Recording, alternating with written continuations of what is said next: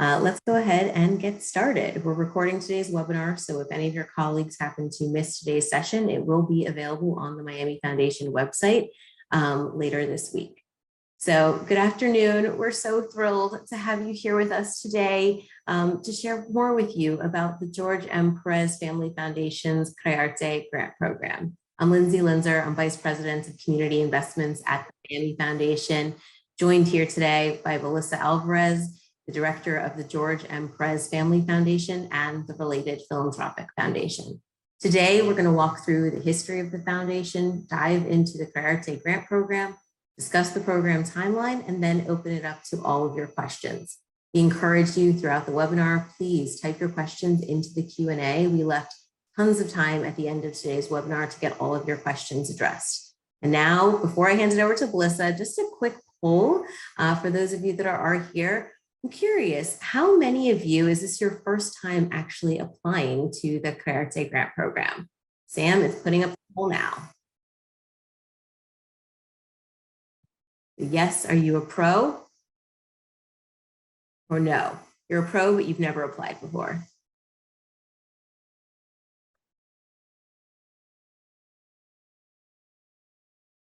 What are the results, Sam?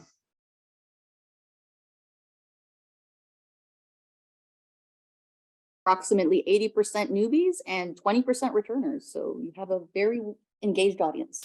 We love to hear that. So we're expecting lots of good questions at the end. I'm going to hand it over to Melissa, who's going to kick us off. Thank you, Lindsay. That's exciting. A lot of newbies. I love that. As Lindsay mentioned, I am Melissa Alvarez. I am the director of the George M. Pérez Family Foundation, as well as the related philanthropic foundation. For those of you who have lived in Miami for some time, you've probably heard the names George and Darlene Pérez mentioned among the philanthropic leaders in our community. The Pérez family have been long-standing supporters of the arts and of other issue areas in Miami.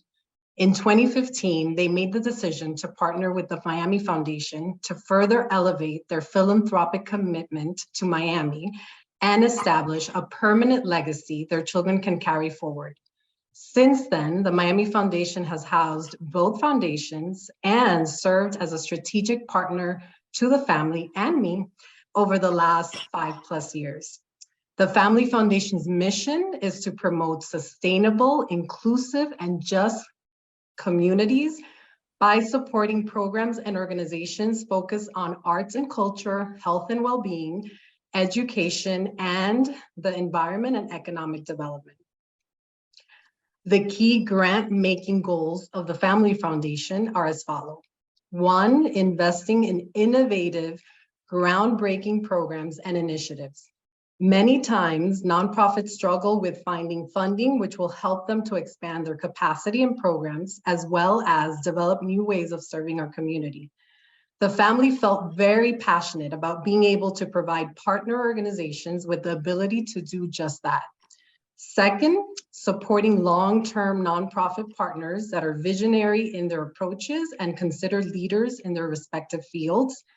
Over the years, the family, Lindsay and myself, have developed deep relationships with our grantees, and especially over the last year, we have placed a strong emphasis on meeting our partners where they are and remaining flexible. The 3rd goal is to leverage Pérez family investments to catalyze outside philanthropic support.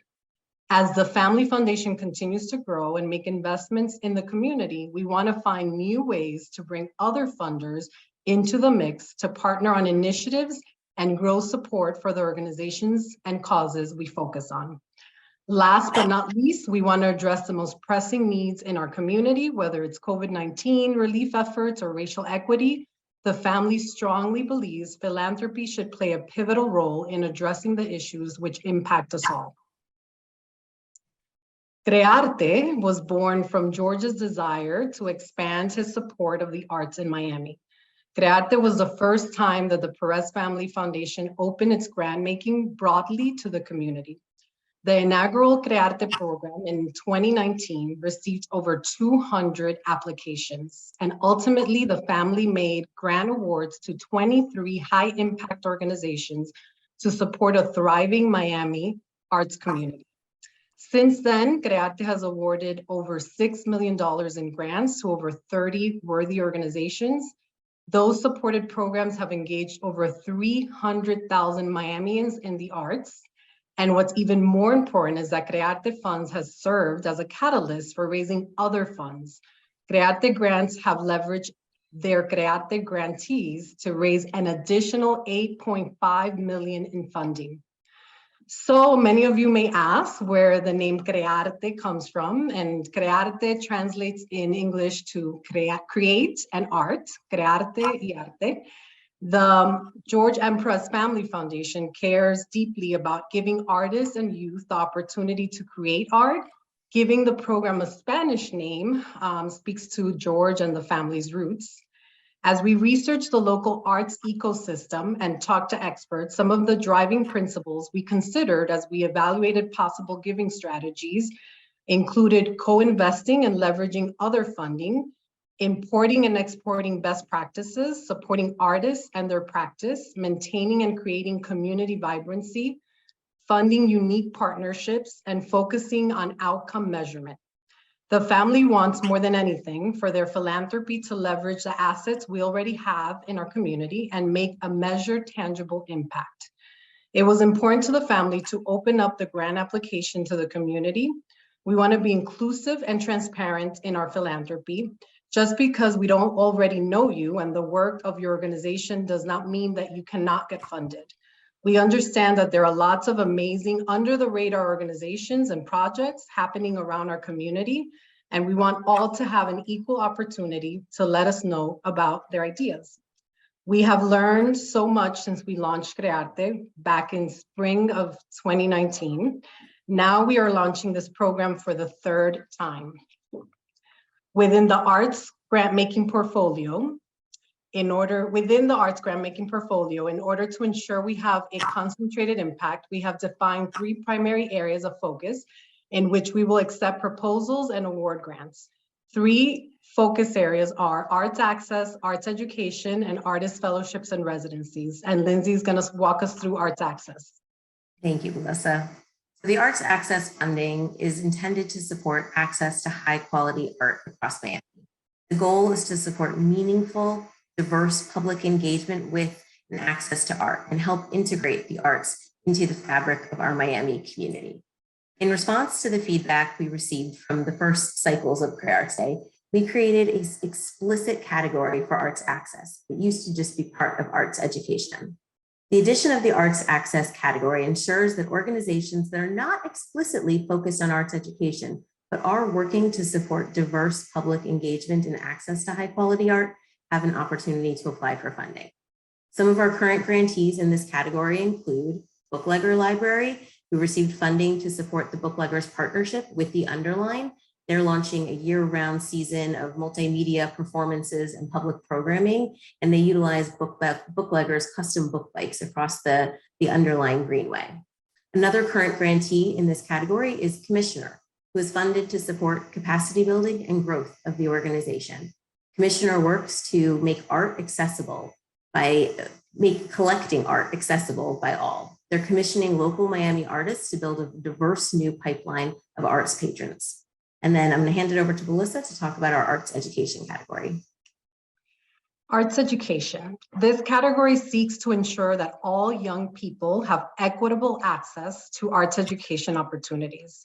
The foundation recognizes that there is a major funding gap in the arts education space across the spectrum, from early childhood all the way to high school and college pre-professional programs.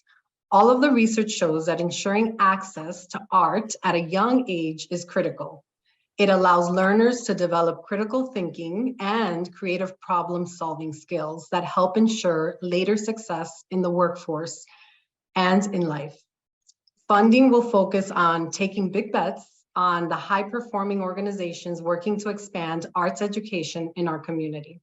Some of our current grantees in the category include Arts for Learning, and we provided a grant to support its visual art, theater, music, and creative movement preschool programs at all Miami-Dade County Head Start classrooms. This work benefits students, but also teachers, since they equip teachers to be able to integrate the arts into everyday learning in their classrooms. Miami is another grantee in this category, and we funded Miami's education initiative, which builds community around the stories of Miami's youngest residents by teaching poetry to youth in public schools, publishing student poetry through public art, sign projects, and training teachers to incorporate poetry in their classrooms. Now, Lindsay's going to walk us through artist fellowships and residencies category. So this is our final category, artist fellowships and residencies. And this category provides funding to support the creation or expansion of an artist fellowship and residency program. George and the family believe in supporting artists, helping them to perfect their craft, grow professionally, and keep their talent in Miami. As a community, if we are really serious about building a sustainable community of artists, providing space and programs for local as well as out-of-town artists to produce their art is essential. Funding artist fellowships allows talented individuals to make a living doing the work that they love and allow them to stay in Miami. This is one of the hardest types of funding for artists to come by. The family is interested in supporting artists across all types of genres. Some of the current grantee examples include Bakehouse Art Complex. We fund them to provide operating support to continue to offer rent relief to promising individual artists with demonstrated potential and that have financial need. This includes providing artists with studio space, exhibition opportunities, access to resources, peer learning programs, art making facilities, and generally anything that will advance their development and practice. Another current grantee in this category is Diaspora Vibe Cultural Arts Incubator. They receive funding to fortify and expand their existing Miami Artist in Residence program that works to promote, nurture, and exhibit the diverse talents of emerging artists from the Latin and Caribbean diasporas. And I know Julissa is going to post in the chat a link so you can meet all of the current grantees from our 2021 CreARTE cycle so you can get a sense of the organizations and projects that the family has funded in the past. Now I'm going to hand it back to Melissa. She's going to talk through the priorities as well as the features of CreARTE. As the review team reviews and considers proposals, there are a number of priorities that we will be considering. Knowing we can't fund every great idea, these priorities will help us to make recommendations back to the family about the proposals most closely aligned to the values of most importance to them. These priorities are the things that would help an applicant rise to the top during the review process. We want to see bold new approaches for reaching diverse audiences, engaging youth, and lifting up local artists. And successful applicants will show a dedication to advancing arts equity and ensure that meaningful effort is in place to reach individuals who often get left out of the arts in our community. We will reward organizations that have a proven track record and present a plan that is bold but still realistic. It's not to say that unknown smaller organizations cannot apply, but there needs to be some evidence of past success and partnerships in the community that will enable the project to be successful. The family is also more interested in supporting an organization's ongoing programming and capacity and less so interested in supporting one-time events. Perfect, thank you, Melissa. So many of the key components of the program that made the first two iterations of CreARTE so successful remain in place today. The biggest change is that the program is now structured as a one-phase open call to the community. In past cycles, it was two phases. There was a pre-proposal phase and then a full proposal phase. Based on feedback from community and from grantees, we've shifted to a one-phase process. This hopefully means overall less work and less time commitment from applicants. It also means that applying organizations are given the opportunity to complete a full proposal and share the full details of their proposed work.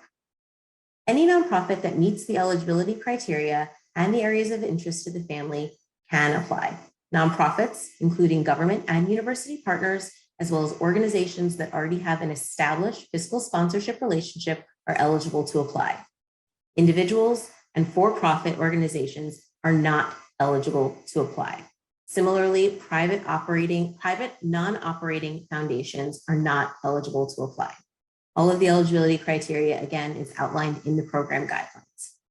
We really have valued having external reviewers involved in the review process for the last 2 cycles, and we plan to continue that practice. We're currently finalizing the 24 community reviewers that will support the review process alongside the Miami Foundation staff and the Pérez Family Foundation representatives. The diverse expertise and perspectives that external reviewers bring to the table was incredibly valuable when recommending finalists back to the family. When applicants apply, they're choosing to apply in one of the 3 categories. So they can choose arts access, arts education, or artist fellowships or residencies. You cannot select more than one. So we recommend that as you're thinking through your application, even if you're doing 2 things, choose the one that you feel like is the primary fit. What is the primary thing that you are doing? You're also going to be selecting what type of funding you're seeking. It's funding to support your general operations, funding to support the expansion of a program, or to create a specific program, funding for the creation of a new artistic space, or the improvement or expansion of an existing space. One note though about funding related to space, we do request that if you're applying related to seeking funding for a new space, that you already have the physical space identified. That was a lesson learned from past cycles. We understand that this market is very tough in terms of finding space, but we're only going to be considering projects that already have the space identified. Grant awards will be in the $100,000 to $250,000 range over 2 years. So when you're submitting your application, we're going to be asking you for one number. And so that one number is the amount that would be split equally over 2 years. And so if you're looking for $50,000 each year, in that box, when it asks for amount requested, you're going to put $100,000. All grantees will receive 2-year grant awards. We found in the past that we want to give our partners the space and time so that we can get to know them, so that they can do the work and have the space of not having to worry about constantly asking for additional renewal grants or checking in with us. And so we found that 2-year grants really work well for this program.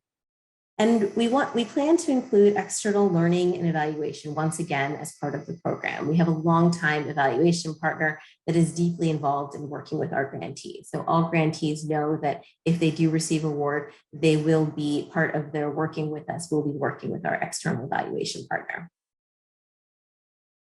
Here is the timeline for the program. So the application is now open for submissions and proposals are due May 26th, end of day, no exceptions. There will also be no extension requests allowed. All applications must be submitted via Submittable. The link to submit the application can be found on the Miami Foundation website as well as in the program guidelines. We will not accept emailed applications or paper applications. The team and the external reviewers will then spend the months of June and July reviewing and rating those proposals. And then the committees will begin to come together in late July and throughout August to discuss the proposals and then make recommendations back to the family. So as a next step, here are all of the key links. We will make sure that these slides are available to you after today's session. In addition, all of this information is available on this website. Please review the guidelines closely. We put a lot of time and effort into making those guidelines really, really detailed, including a full page on frequently asked questions that will hopefully address many of the questions that you might have about this open call. If you have additional questions after today and after you've reviewed the program guidelines, then feel free to sign up for one of our office hour sessions. Melissa and I are making ourselves available over the next few weeks to meet with applicants, to learn about the organizations and to answer their questions. There is a chance, though, unfortunately, that interest in office hours may exceed our capacity. But if you don't see any availability on the office hours links and you still have questions, please don't hesitate to send us an email. We'll try to either answer your questions via email or schedule a one-off call with you. We're incredibly responsive and we try to reply within 24 to 48 business hours to any emails that we're receiving related to the program. But please do not wait until May 26th to send us an email with questions about the program. Please, if your organization is considering applying, send us that email sooner rather than later so that we can have time to make sure to get you the answers you need so you can successfully submit a proposal. Okay, so Melissa and I are going to address some of the frequently asked questions before we open it up to some of the other questions that we know are coming in from the audience. So Melissa, let's go ahead and get started. What is the average grant award? Well, the average grant award will vary depending on proposed activities and the organization's capacity. The top award is going to be $250,000 over 2 years. Now, Lindsay, do we make grants to individuals? So while the foundation is very interested in supporting individual artists, the way that we support individual artists is through nonprofit organizations, and most specifically through the artist fellowships and residency programs. We fund the organizations who they in turn support the individual artists. So no, the program is not open to applications from individuals. The eligible applicants are 501c3 nonprofits. That includes equivalents like government entities, or organizations with a fiscal sponsor, as well as universities. Is there going to be a review committee for this, Melissa? So grant applications will be reviewed by the Miami Foundation staff, Pérez family members, related group staff, and select outside experts, as Lindsay mentioned earlier. And we pride ourselves in being able to tap into these external reviewers who really bring deep knowledge and their commitment to the community in the review process. Grant from Miami Foundation or Pérez Foundation? I think this is the $1 million question, Lindsay. Do the grants come from the Miami Foundation or the Pérez Family Foundation? So we are honored to have a really close relationship with the Miami Foundation with the Pérez Family Foundation. The Pérez Family Foundation is actually set up as a donor advised fund at the Miami Foundation. And so even though we work in close partnership, the family was the ones who really set the criteria for this program and made decisions about the areas of interest to the family. And then we closely partner to run this open call. But ultimately, when the receiving organizations get a grant, they're getting a grant from the fund that is at the Miami Foundation. So the grant agreement is from the Miami Foundation, but it'll note that it's coming from the Jorge M. Pérez Family Foundation Fund at the Miami Foundation. So Melissa, will the CreARTE program consider funding events?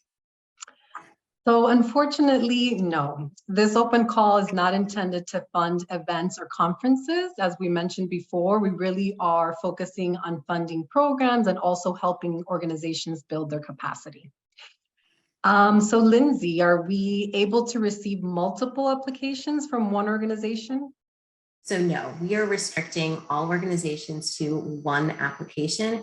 The only exception is university partners, which we know have many departments working on different things. And so universities are allowed to submit up to 3 applications, but organizations, nonprofit organizations can submit up to 1 application. So what is new about this cycle of CreARTE from past cycles, Melissa? So for those of you who may have applied for CreARTE when it first launched in 2019, you may remember that we had a category called Spaces for Creation. That category no longer exists. Instead, that focus area is embedded across all other areas of focus. We see access to creation space and the funds needed to enhance and expand space as one of the many possible avenues for advancing the areas of interest of the family. Beautiful. So one question says, does line 13 in the budget include a marketing person as well as an advertising fund for social media or radio, or just the advertising fund for campaigns? So that is a very specific question about budget line 14, they said, or 17? 13. 13. So I think maybe that's a good question if it's very specific to your budget of what you're applying for. If you want to email Lindsay and myself, I think that would probably be helpful so we can better understand what it is that you specifically are trying to include in that budget line. Yes, and I will also put the links to book one-on-one time in case that's helpful as well. Okay, so I just sent it. Thank you so much, Julissa. Yeah, another question. Can my organization act as a fiscal agent for an artist, applicant, and also apply for my organization? So again, we are not providing grants to individuals. So in the case of serving as a fiscal agent for an individual who's an artist, unless they have an organization that they're trying to put together or they're, have requested a 501c3 for that organization, it's just not finalized. So in the interim, they're asking another organization to be a fiscal agent, like that's okay. But if the funds are ultimately going to go to an individual, we are not providing grants to individuals. And I don't know if that hopefully answered. In terms of you applying for yourself and also serving as a fiscal agent, I think that's something that we would have to answer on a case-by-case basis. So I would also encourage that person to email us with the specifics, and we'll be more than happy to guide them. Great. And I just sent it again. If anybody needs the link, let me know. I'm posting it in the Q&A section. And let me see. I see here another question. I see that it says you will need to clarify what type of funding you are requesting, programmatic, operations, or capital. Does that mean that we are restricted to one type of request? So I think within your budget, you can have funding allocated to things that may be considered within programmatic, within capital. So it could be a hybrid. But when you are filling out the application, kind of prior to what Lindsay had said before about selecting which category you're going to be applying under, I think it's the same thing for this. You should select where the bulk of the funding is going to be used. So if the bulk of the funding you're requesting is going to be used for programmatic support, then you can select programmatic. If it's going to be used for capital, select capital. But within your budget, you may have the funds allocated among all of those categories. Great, thank you. I see another question. I know this grant was awarded back in 2019. But is this going to be a yearly grant or every 2 years? So the CreARTE grant is a grant that we provide every 2 years. The first time that it launched, it was in 2019. The second time we launched it was in 2021, and this is the third time. So grants are 2-year grants. Great. Okay. We are an organization that provides a range of programming. Our goal is to add an extensive year-long program called Fashion and Art. Since we aren't a purely art organization, do we still qualify? Again, I think that's a good question for us to discuss on a one-on-one call or via email, just so that we have a more deeper understanding of what it is that you're proposing, your program, the organization that's applying. I would, not want to just answer it based on that singular fact. So I would encourage you to set up time for a one-on-one. Great. I see a good one here. Are grants only intended for Miami-focused programming? Our organization has a national audience as well. That is a great question. So organizations that are applying can be national organizations, but the funds that they're requesting are to be used in Miami. So this grant is meant to support programs, initiatives that are happening within the Miami community. Great. Can you repost? Yes, I'm going to repost the link right now. Give me 1 second. Let's see. If we have a space identified for renting, but we lose it before we can get the grant, what happens?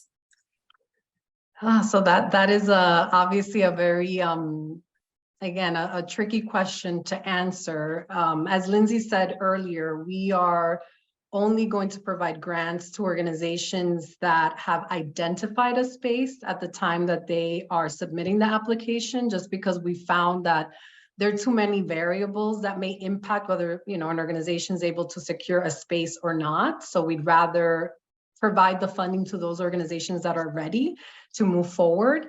Obviously, if something were to happen like what you just described, we would work with the applicant to figure out how to best move forward. Because obviously that's something that wasn't foreseen. Yeah. Okay, let's see. This is a very specific question, but we'll go ahead. What percentage of applicants have received a grant in the past?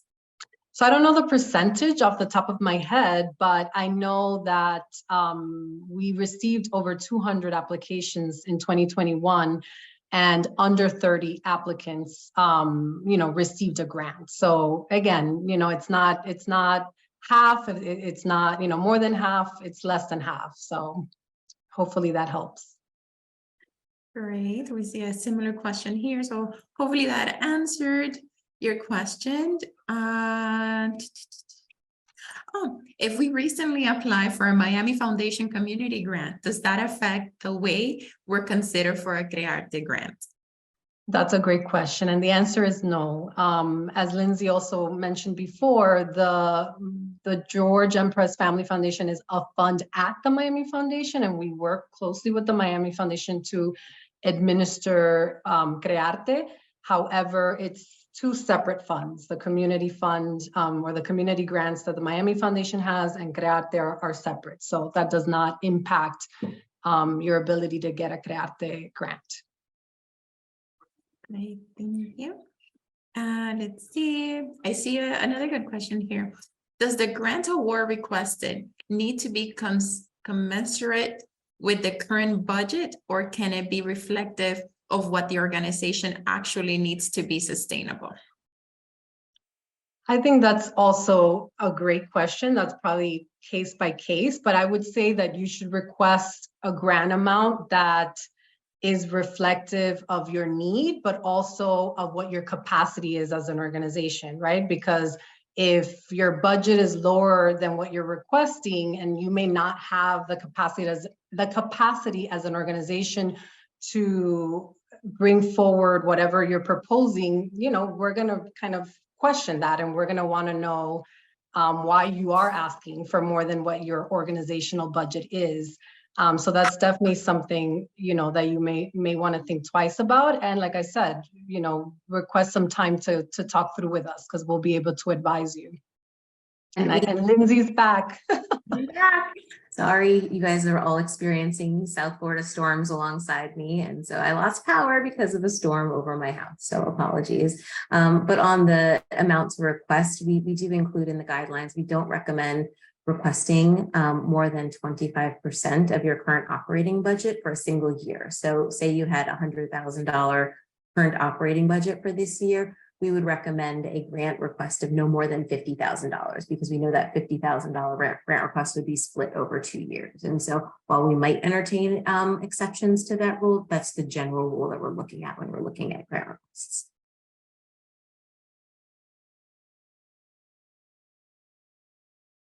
Great. Let's see here. And I think we answer this question. Looking for questions we haven't answered yet, and I'll continue to post a link so everybody can ask. Can the artists that are participating in fellowships come from other parts of the country, world, and will reside in Miami-Dade during the residency program, or do they have to be current Miami-Dade residents? So it's not individual artists that are actually applying. So organizations that we support in the artist residency and fellowship category, some of them support local Miami artists, others support bringing in artists from around the country and around the world to Miami. And so organizations, we encourage both types to apply to us. And so if you're an individual artist, you should look at our current grantees, because some of them are supporting local artists and others are supporting artists that exist outside of Miami that they're bringing to Miami for the program.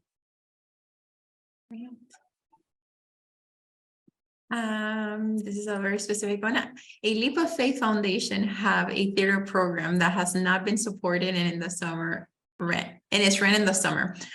Plus, we are working with a production in Dade County schools. Can we apply for both projects, or it has to be one?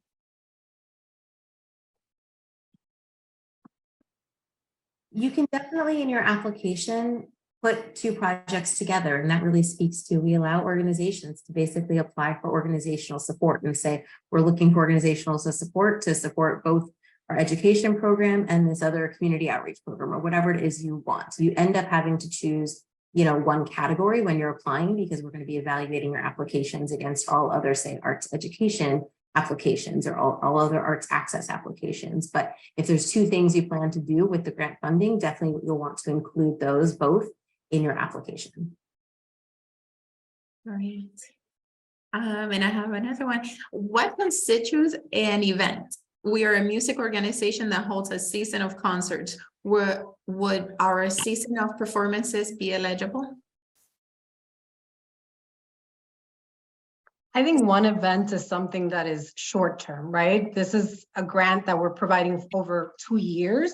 So if you have a series of concerts that are part of a greater program, I think it's different than just having a one-off event where, you know, you're requesting us to support that particular event that's happening on one particular day versus, you know, a series of events that are part of a larger program. Great. Do we have time for a few more? Yeah. Great. Let's see.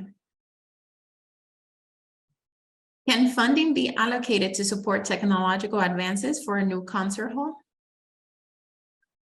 Absolutely. I mean, that really fits in very well with kind of, you know, the capital requests, you know, funding to support the expansion or improvement of an existing or new space. And so that is definitely an applicable proposal. Right. Do you either get the entire grant or none, or can we receive a portion of the grant requested? So yes, if you request a certain amount, it is possible that you may get not that exact amount you request, but a portion of that. And that's something that we decide along with, you know, the internal folks that are part of the review process, as well as with our external evaluators. So yes, it is possible that you may request a specific amount and you may not get that exact amount. So it's not all or nothing. The organization I work for is headquartered in New York City, but we work in the Miami area. If we can establish an on-the-ground partnership and community, do we need anything else in Miami, like a fiscal agent or someone in Miami with a Miami address?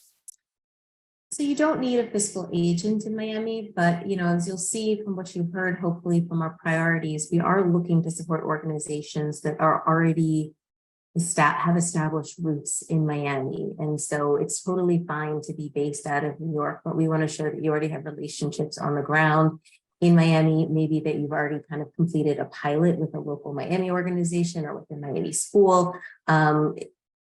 That's not to say you can't apply to enter into the Miami market, but there would have to be some evidence in your application that there already are some existing relationships on the ground in Miami to make your application competitive.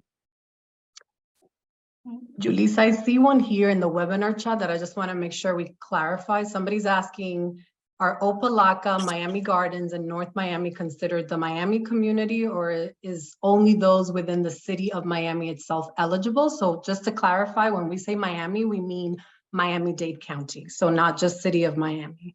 So any organization, you know, any organization nationally, as Lindsay mentioned, but that has roots in Miami can apply. But if you're an organization that's based in Miami-Dade County, you're eligible to apply, or doing work within Miami-Dade County, not just city of Miami. Thank you. Now I see here, have martial arts therapy ever been funded in the past? I don't believe through CreARTE they've been funded. I know we've seen applications as part of the Miami Foundation's community grants program, but I don't know if the foundation has funded that in the past. The foundation, though, is open to all genres of art and all different types of ways of kind of spreading art, whether it's kind of through therapy and mental health or in the schools. We, you know, as you'll see, hopefully through our program guidelines, we are open to all forms of art wherever they take place. Right. I see here another one. In the past, all grants seem to range between 100,000 to 250. Can one apply for less if you are a new organization and do not have a large budget? So at this point, we really only are considering organizations that we feel like have reached a certain point kind of in their life cycle and budget size to be able to apply for these grants. And typically the reason behind that is we see the organizations that have kind of reached that budget mark have established kind of programs, and they've hired staff to be able to execute on the programs. And so while we really do understand and value the startup organizations and efforts, they are not necessarily always going to be a perfect fit for this program. There's always exceptions to be made, but generally we are looking for organizations, as you saw from the priorities that Melissa shared earlier, that are more established and that have kind of roots in existing programming that they're looking to scale. I see here, Patty from Make-A-Wish Foundation. Hello, Patty. Oftentimes we get children who wish to be a singer, be in Broadway, have music lessons, have piano, etc. Would you fund these type of wishes? No, unfortunately, not through CreARTE. Again, the purpose of CreARTE is to fund programs, not necessarily events or kind of these one-off requests that are individually or focused on individuals, right? Like one individual. It's more to fund programs and support the capacity building of organizations. And just to that end, like we really often get the question, and when you look at kind of our past grantees, you'll see that most of the organizations we support are not only just doing one arts program, but they are an arts-centered organization where the majority of their programs and activities are centered around arts access, arts education, hosting artist fellowships and residencies. They're not other nonprofit institutions that happen to have one standalone arts program. So not that those one-off programs are not valuable, they are incredibly valuable. And if you want to apply, you're welcome to, but we are just sharing from past experience that the organizations that are rooted as an organization in the arts tend to do better in our review process and also catch the attention of the family when it comes to making funding decisions for this specific program. I have already submitted the application. Is it open for editing, and for how long? Yes, in the submittable platform does allow you to go back on the back end to click request edits for us to be able to open up the application for you to make edits. And we encourage you to kind of take the time, no rush to submit. It won't be reviewed any faster. We are not looking at any of the applications until all of them come in. So there's no need to rush the submission. So yes, feel free to go back in and request that it be open for editing. Okay, let's see here. Would a program that involves high school students focusing on seniors as their theme can be considered eligible? Sorry, I missed that part of it. What? I'll read it again. Would a program that involves high school students focusing on seniors as their theme be considered eligible? High school students focusing on seniors as their theme? Is that what? Correct. I don't know quite Yeah. but yes, schools are eligible to apply if they have a program. If there's an organization focused on arts and seniors, then that's also something that's eligible to apply. And so that would meet the criteria, but it would, I really do leave it up to the organization. And if there's a specific question about that, whoever asked that question, feel free to send us an email after. We can try to help clarify. I just share the link again for one-on-ones in case that would be helpful. And I have another. My organization specializes in art education. However, we also provide paid teaching artist residency, and we are considering applying for this category. If arts education is perhaps a better fit, but we want to apply for the residency category to improve that program, would that lessen our chances? No, we don't have set kind of quotas in each category. We're reviewing all of the proposals and seeing kind of what stands out to us across all categories. And so if there's only 3 in arts access that stand out, but then 10 in arts education, that is totally acceptable. So it's not like it's more competitive or you have a better chance in one category. And if part of your proposal is actually really building out and scaling your artist kind of fellowship piece of your program, then apply in that category and focus your application on the plans and the funding needed to actually do that specific work. But also helping us understand the arts education component as well, because that seems like it's important. Can program hours be in the evening for an out-of-school program? Yes, if that's the way the program is designed. Yeah, absolutely. Arts education, we're looking at in-school, out-of-school, weekends, summers, like we're open to forms and places and times for arts education. Right. Meaning out here. Thank you so much for all the good messages. Give me 1 second. Have schools received grants in the past? I don't think, not K through 12 schools. So not directly, but what Yeah. I would say is many of our grant partners in their application have come to us, and we encourage this. Don't just say, we're going to serve all of Miami-Dade County Public Schools. Like, we have had successful applicants come to us and say, I am going to target these 3 schools in this neighborhood and build on the feeder pattern here. And so being really specific in your application in showing that you have already established relationships and a plan for meaningful growth, because that in many ways is unrealistic to just say you're going to support all of the schools. And so we have not given funding directly to a school, but we have given funding to organizations that have told us the specific schools that they are going to enter if they got the grant award. And so that has been very helpful. I understand the process includes a review panel recommendation, and then the family will make funding recommendations. What will the family be looking for? Have there been cases in which the panel recommends a project and the family rejects it? That's a great question.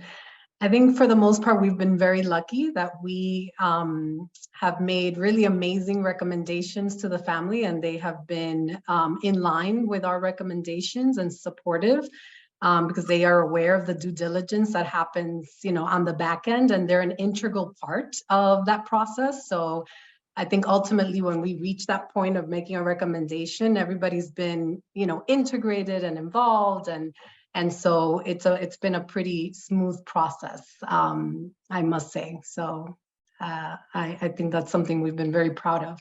And then the first question, can you repeat it? I forgot the first part of it. Let me read it again. Understanding that there's a review committee, has it been in the past that the panel has supported a project and the family has rejected it after? Okay, so I thought there was a two Oh, parts no, to that was that. it. Okay, so no, and we've been very fortunate that we have always made recommendations that the family has been very aligned with. Right. I'm curious about the percentage of applicants received in each category. Art education versus art access versus residency. So in terms of applications received, arts education always receives the most applications, but that's consistent across even all of the programs at the Miami Foundation. Anytime there's youth and education involved, that is going to receive the most applications. But then again, they've also received the highest percentage, I believe, in both past cycles of grantees, because there were more competitive organizations that we wanted to fund in the arts education category. Would a program that involved visual arts students who focused on seniors and all things seniors related, which would be showcased, be considered eligible? There's no reason that would be not eligible, educating students and also providing access to seniors. And I think it's just about determining which category you feel like is the stronger fit there. And feel free to take that offline with us if you have questions about that. Right. Let's see anything else on here. Can we use a portion of funding for marketing?